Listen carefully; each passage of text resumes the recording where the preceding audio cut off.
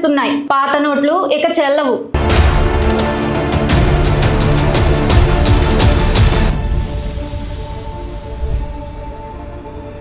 మీ జేబులో ఉన్న కరెన్సీ నోట్లు త్వరలో మారిపోనున్నాయా? దశాబ్దాలుగా మనం వాడుతున్న కాగితపు నోట్ల కాలం చెల్లిపోయినట్లేనా? రిజర్వ్ బ్యాంక్ ఆఫ్ ఇండియా, అదేనండి మన ఆర్బీఐ, త్వరలోనే ఒక సంచలన నిర్ణయం తీసుకోబోతోందా? బ్యాంకింగ్ వర్గాల్లో ప్రస్తుతం ఇదే హాట్ టాపిక్. అసలు మన ఇండియన్ కరెన్సీ సిస్టమ్ లో రాబోతున్న ఆ భారీ మార్పేంటి?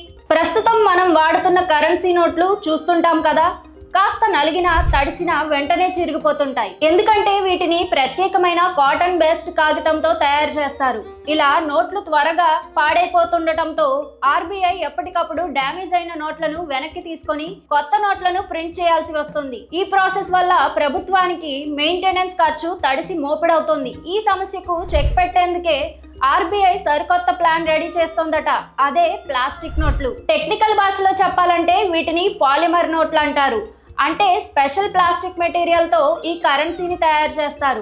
మన పాత నోట్ల ప్లేస్ లో ఈ కొత్త ప్లాస్టిక్ నోట్లను తీసుకురావాలని బ్యాంకింగ్ వర్గాల్లో గట్టిగా చర్చ జరుగుతోంది. త్వరలోనే ఆర్బీఐ దీనిపై అఫీషియల్ అనౌన్స్మెంట్ ఇచ్చే ఛాన్స్ ఉందని టాక్ వినిపిస్తోంది. ఒకవేళ ఇదే జరిగితే మన కరెన్సీ హిస్టరీలో ఇదొక బిగ్గెస్ట్ చేంజ్ అవుతుంది. మామూలు నోట్ల కంటే ఇవి 3 నుంచి 4 రెట్లు ఎక్కువ కాలం మన్నికగా ఉంటాయి. నీళ్లలో తడిసినా, దుమ్ము పట్టినా, చెమట అంటినా ఈ నోట్లు అస్సలు పాడవవు. మన ఇండియాలో ఉండే డిఫరెంట్ వెదర్ కండిషన్స్ కు ఇవి పర్ఫెక్ట్ చాయిస్ అని ఎక్స్పర్ట్స్ చెబుతున్నారు. మరో పెద్ద అడ్వాంటేజ్ ఏంటంటే ఫేక్ కరెన్సీకి ఈ నోట్లతో ఫుల్ స్టాప్ పెట్టొచ్చు. ఈ పాలిమర్ నోట్లలో ట్రాన్స్పరెంట్ విండోస్, హోల్గ్రామ్స్ లాంటి అడ్వాన్స్డ్ సెక్యూరిటీ ఫీచర్స్ ఉంటాయి. కాబట్టి వీటిని డూప్లికేట్ చేయడం దాదాపు అసాధ్యం. నిజానికి ఈ ప్లాస్టిక్ నోట్ల ట్రెండ్ మనకు కొత్త, కానీ వరల్డ్ వైడ్ గా చాలా దేశాలు ఎప్పటి నుంచో వాడుతున్నాయి. ఆస్ట్రేలియా ప్రపంచంలోనే తొలిసారిగా ఈ పాలిమర్ నోట్లను సక్సెస్ఫుల్ గా తీసుకొచ్చింది. ఆ తర్వాత యూకే, కెనడా, న్యూజిలాండ్ లాంటి దేశాలు కూడా ఇదే రూట్ ఫాలో అవుతూ సక్సెస్ అయ్యాయి. వినడానికి ఇదంతా బాగానే ఉన్నా ఈ ప్లాస్టిక్ నోట్లను మన దేశంలోకి తీసుకురావడం అంత ఈజీ టాస్క్ కాదు.